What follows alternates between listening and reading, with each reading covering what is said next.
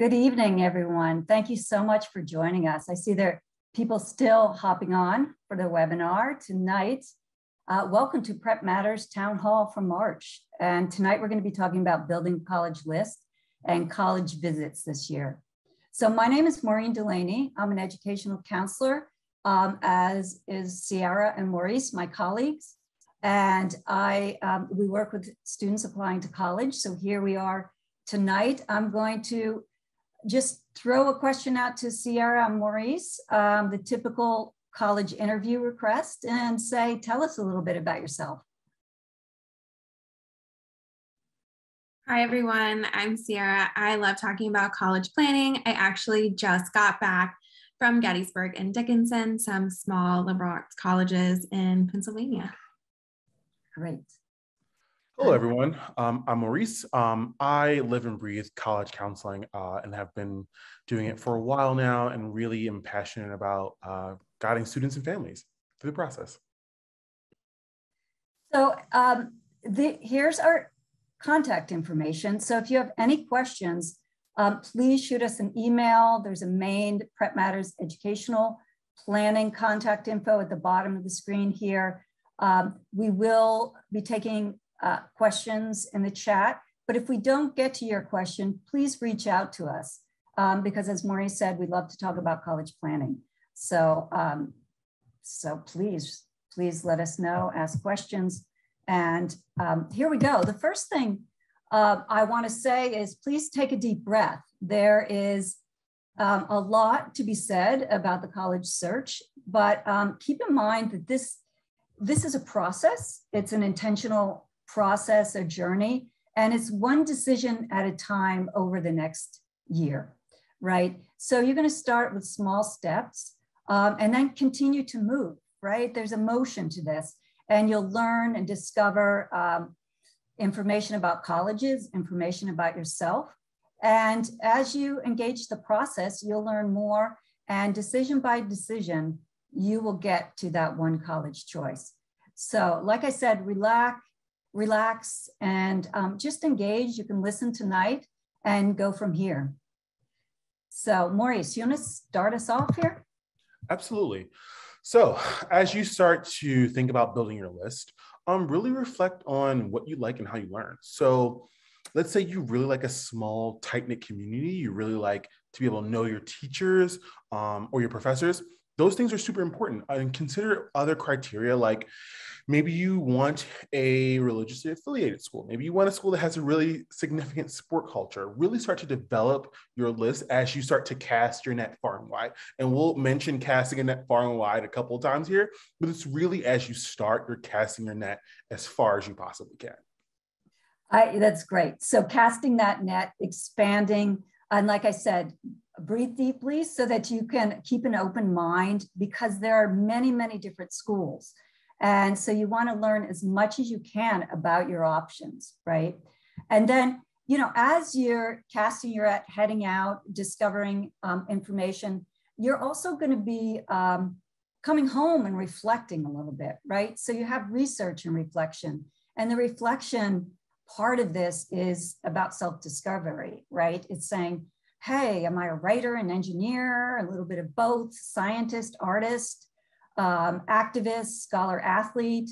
You know, what are some information about myself? Because you really are the center of this college search.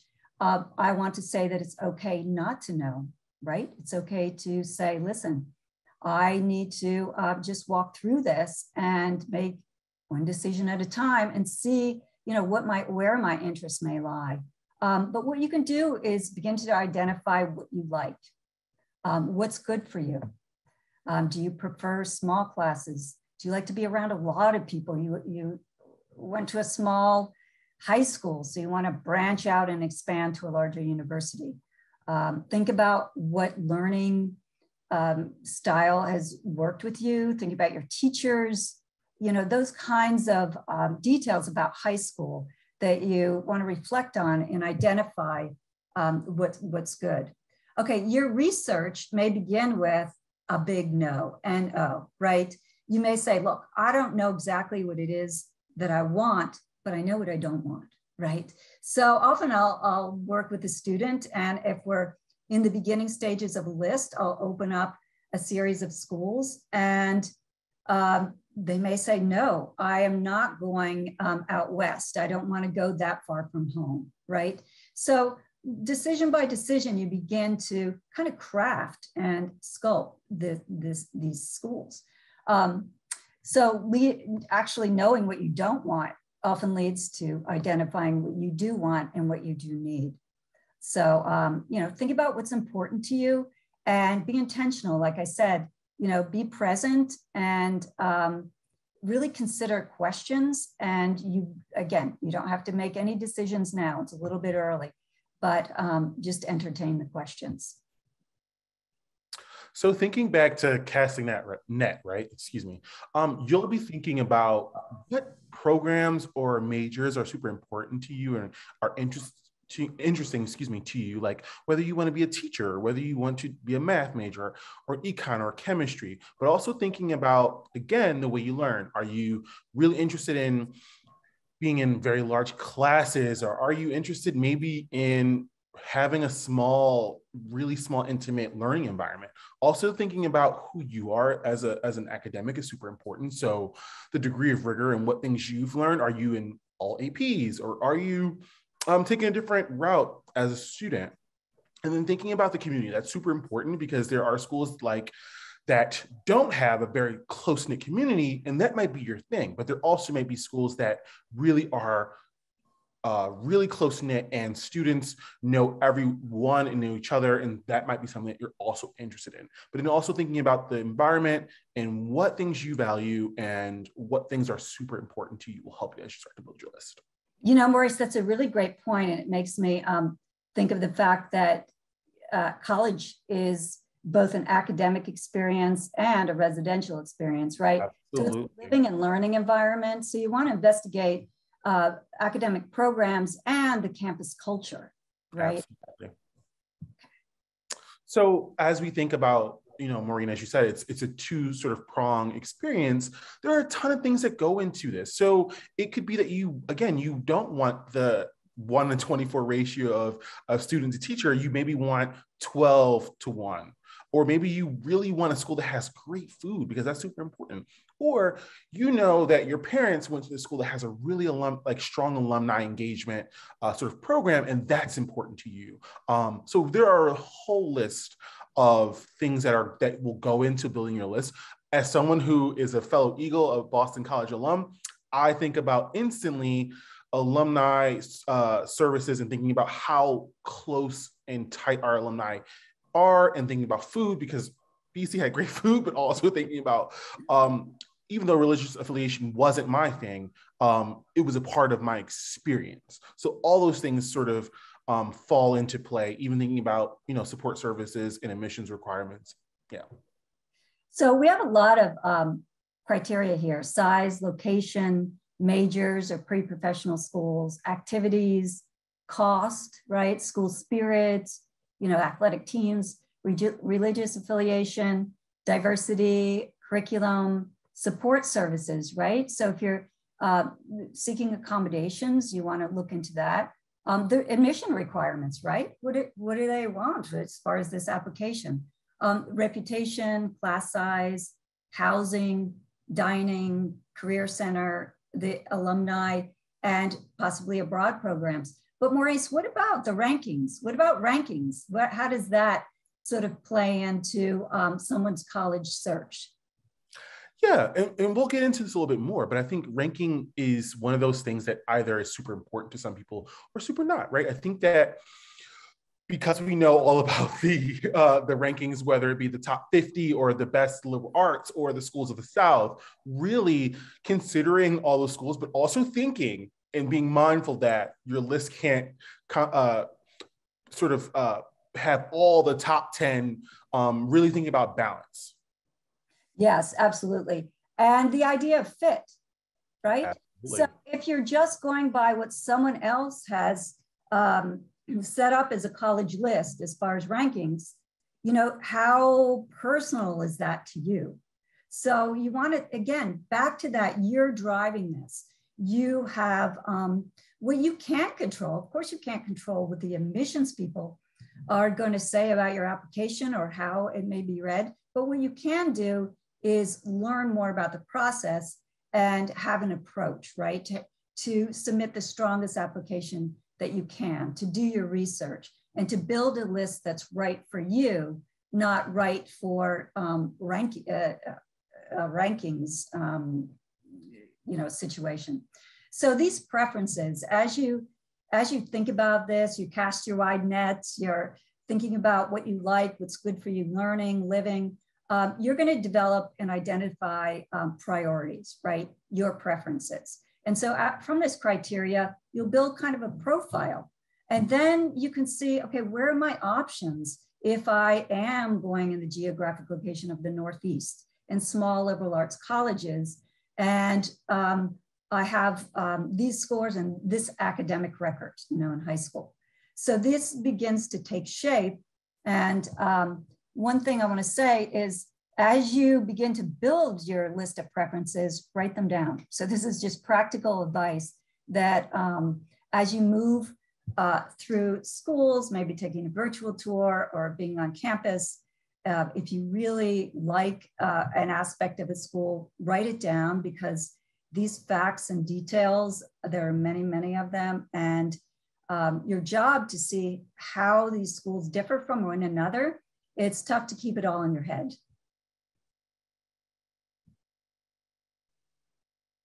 So how about an example? How does this work? Yeah, so I like to think when you start to cast that net, start local. Really start with the schools that that are close by, and see if you can visit in person. Maybe if you know someone that goes there, start talking to them. But really, this is your sort of dipping your foot into the pond, if you will, and figuring out what things you like, what things you don't like, what sort of things make up your dream school. But also you have the opportunity to talk to parents and friends and alum and teachers to really get an idea of what schools are out there.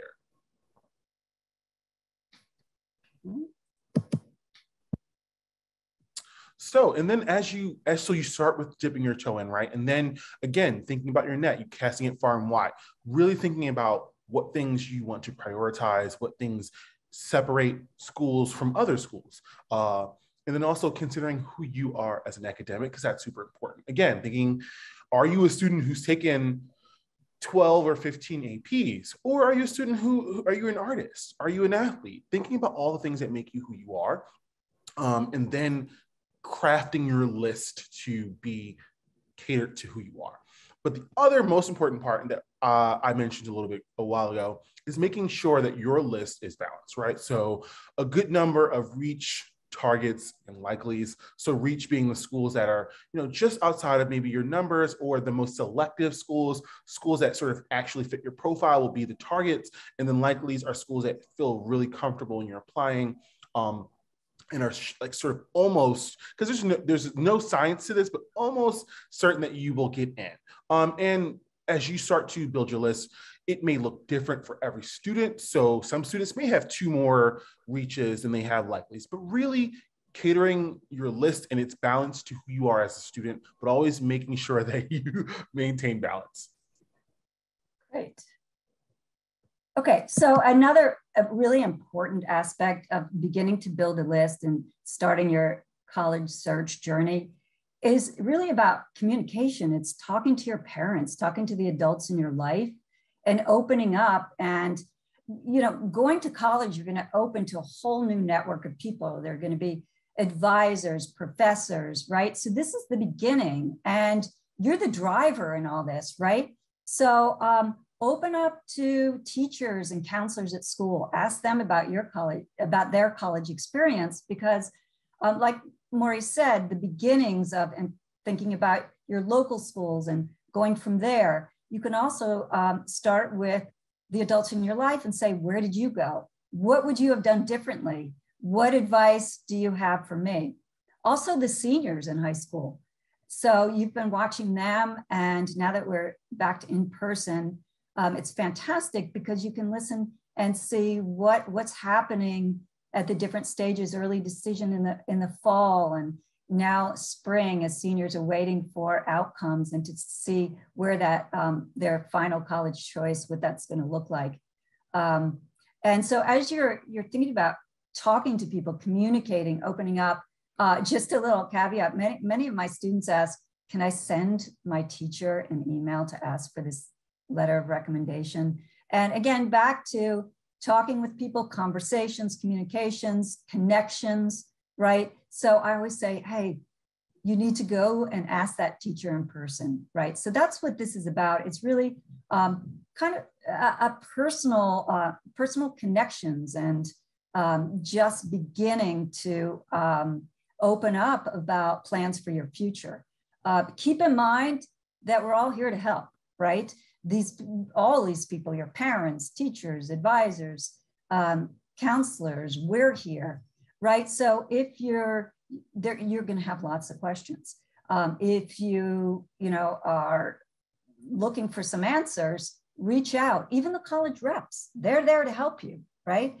They're returning to the schools to offer visits. I know that college fairs are opening up. So these are great opportunities to ask for help. And if you say, well, I don't even know the questions yet. So that's what you learn as you head off to campus, as you look, begin to look at these virtual tours, and you can listen to other students because you'll learn what the categories of information are, and you'll begin to know what kind of questions will be important to you, right? So just to say, building the list is about going out and doing research on schools. It's also reflecting on your preferences, how you learn, who you want to go to school with, what kind of campus. And so this research and reflection works hand in hand. And so just maybe starting to work through that and sketching out a list, and then you're going to head to campus. And Sierra, as she said, has just been on some college campuses. So do you want to tell us a little bit about that? Yeah, so as you are thinking about your list, one of the best ways to think about whether or not that school is a good fit for you is to visit. You can talk to students, you can see the vibe of the campus. As you go to visit, make sure you check the website for requirements. So COVID rules are becoming more lax, but that's not true on all college campuses. So make sure you're looking at their website. So I know some of the schools I visited recently, like I went to American, they asked for my vaccine card. Some of them are requiring very specific types of masks. At Johns Hopkins, I wasn't able to go into any of the buildings. So make sure that you're fully aware of what the rules are. It could be that you need to go on a self-guided tour. Maybe there is a health screening form that you need to fill out before going to the campus. Some of them are also limiting the number of guests that you can bring. So maybe bringing, instead of both of your parents, you can only take one with you. So make sure you check the website for that specific school's rules. Yeah, it's really important, right? Did you run into any interesting details along the way this last couple of weeks? At American, I needed a KN95 mask and I didn't have one, but they were also out. So I ended up having to wear a kid's mask that didn't really fit my face that well. So definitely recommend you come a little more prepared than I did. Great. And just improv and staying flexible and creative, right? Yeah, you do. Preparation is really important because, you want to really check the details before you pull out of the driveway or head to the airport, right? Okay, so the plan ahead. There we go. All right, so the purpose of the college visits are to explore, to get your feet on the ground, right? Is to get the vibe of the campus, as Sierra said, get your sort of gut feeling, right? What does it look like? What are the buildings? You like the architecture, is there enough green space for you? So it's exploration, really, what's hitting you here, but also participation, getting involved in that info session, listening, as I said, to the questions being asked that other students may be asking, or what are the college admissions folks saying about application requirements, really getting in there, following that tour guide who is a current student, because current students have a lot to say. You can ask them, hey, what does this school do really well? And also what might be a good area of improvement for this campus? So getting, participating, getting firsthand information is really important. And then the next step is evaluating, right? To say, okay, what does this have to do with me? Does this, again, back to that pros and cons situation where you're thinking about and evaluating, assessing how this school may be compelling to you, or how you may have learned that it's not quite what you have in mind for your 4-year college experience, right? So every school is going to have this 4-year experience laid out in a different way. So your job is to get to the details, right? And then selecting, and then the selection process after evaluation and saying, okay, will this school stay on my list? Will it leave the list? Will it go to an I don't know? I had one student who had a list that was like, all right, this is not going to stay on I'm going to apply to college list, but this city may be a city where I want to live one day, right? So you can be creative about the various lists. It didn't have to do with their college applications, but it did help her sort through some of the information that she was evaluating, right? And then you're going to select from your college visits what's still compelling to you. So getting started. Research. You can do research from home, remotely, for the beginnings, right? To see, okay, do you want to travel? What do you need to do? Plan and research the logistics. Register with campus, really important to go to the website, see if they have a calendar and you have to register. These tours, I have to say, are filling up fast this spring and summer, so plan ahead. And take notes. So when you go, take notes. Another practical piece of information. Again, write these details down, because you could go to 2 schools in one day. It'll be hard later on in the evening to remember who said what. You may remember something you really loved, and then you're digging through the websites trying to figure out if it was school A or school B, right? The one in the morning or the afternoon. So really take notes so that you can sort through this when you get home. All right, this has to be one of my favorite things that has sort of come out of COVID, the virtual visits, right? Maybe 5 years ago, virtual visits either weren't a thing or they weren't that great. But because of COVID, schools are really having these virtual visit tours, info sessions that are really robust and allow you to get a ton of information and resources about the school. So definitely you have the opportunity to either chat with someone who could be potentially reading your application, or a student who's there, or even just, honestly, some schools have a click-through virtual tour of campus. There are a ton of options. And there's also, schools have, hey, hop on for 30 minutes with current students, and there aren't any admissions folks there. So you can ask these candid questions of current students. Or, hey, there's a webinar for STEM, the students interested in STEM fields, or, art or theater. So they're really, Maurice, there's a whole variety of remote experiences now.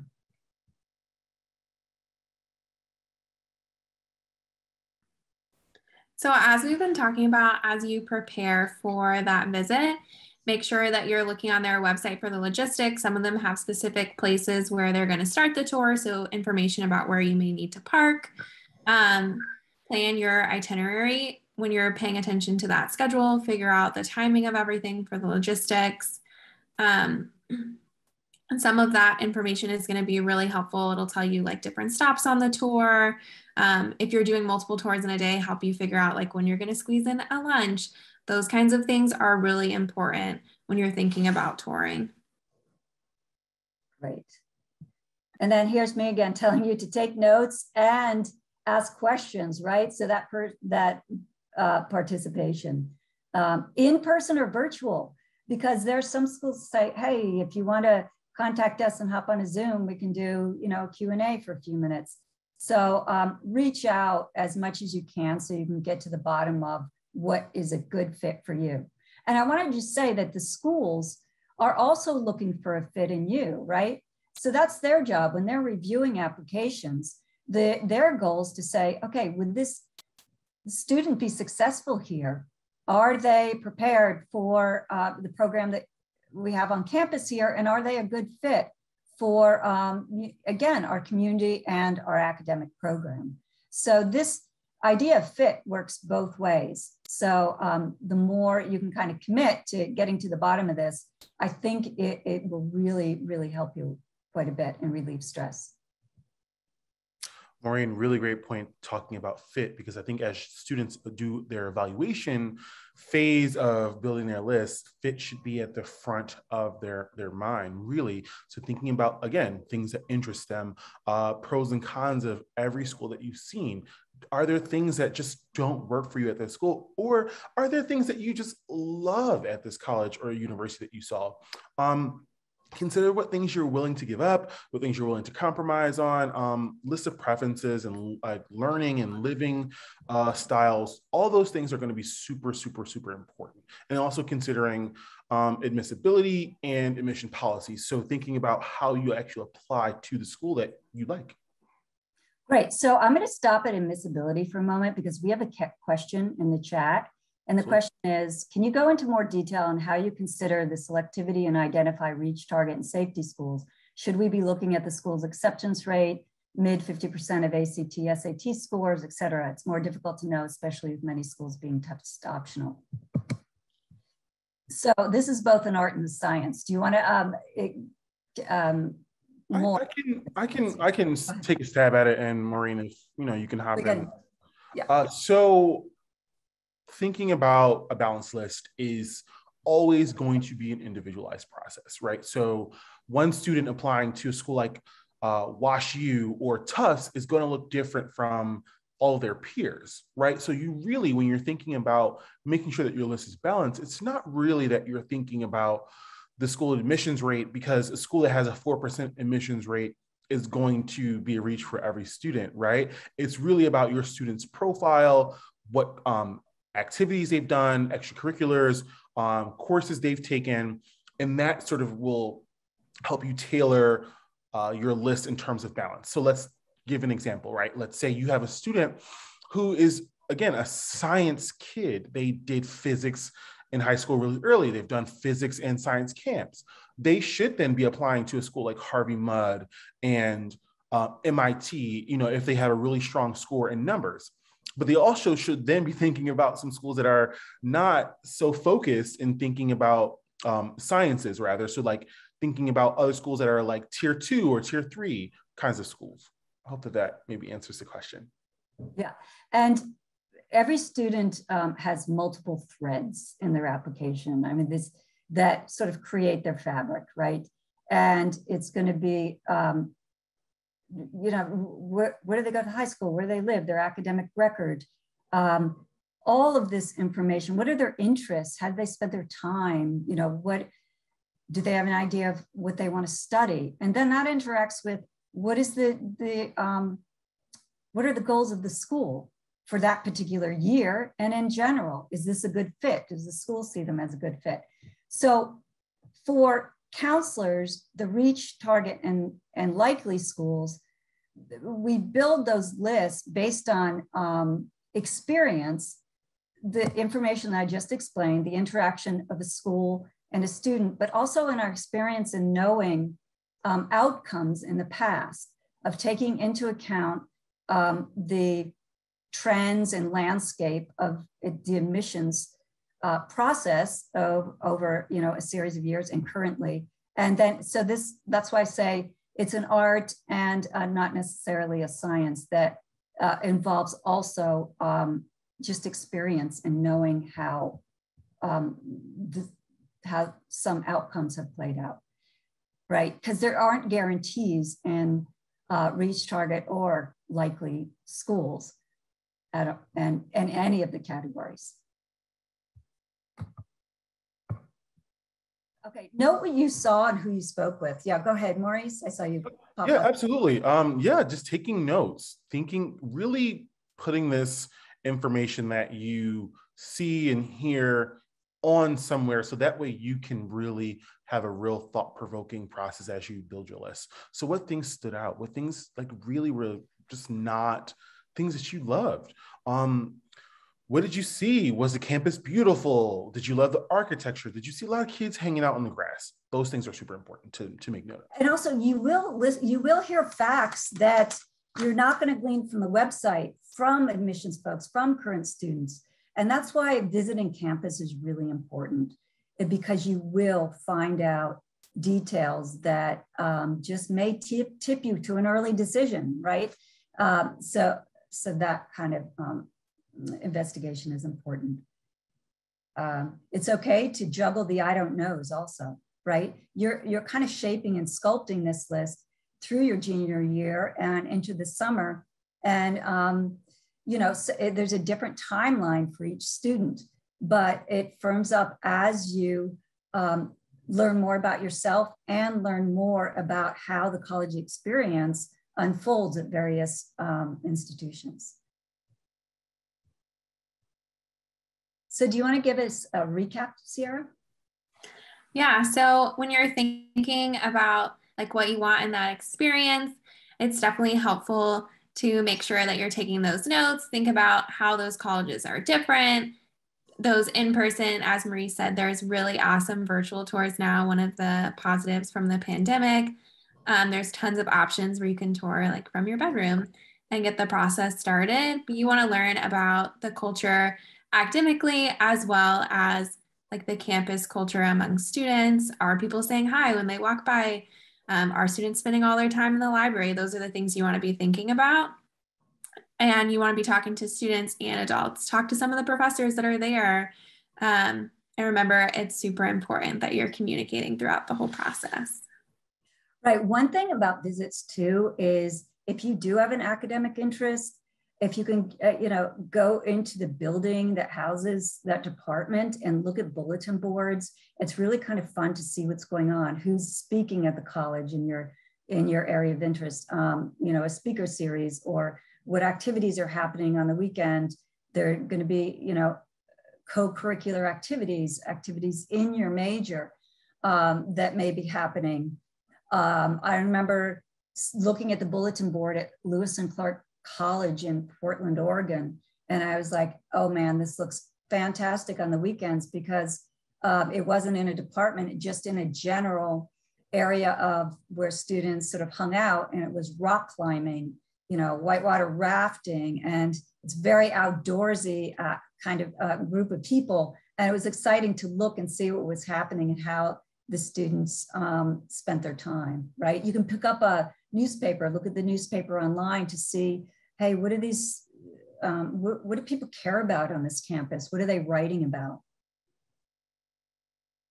We have another question in the chat. It says, if you're applying to a highly competitive school and your SAT is on the lower end of the range that they normally accept, do you recommend still submitting the score?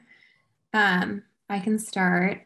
But now that schools are test optional, I think we have a little bit more say in who gets to see them and who doesn't. So students have the opportunity to send them to some schools and not to others.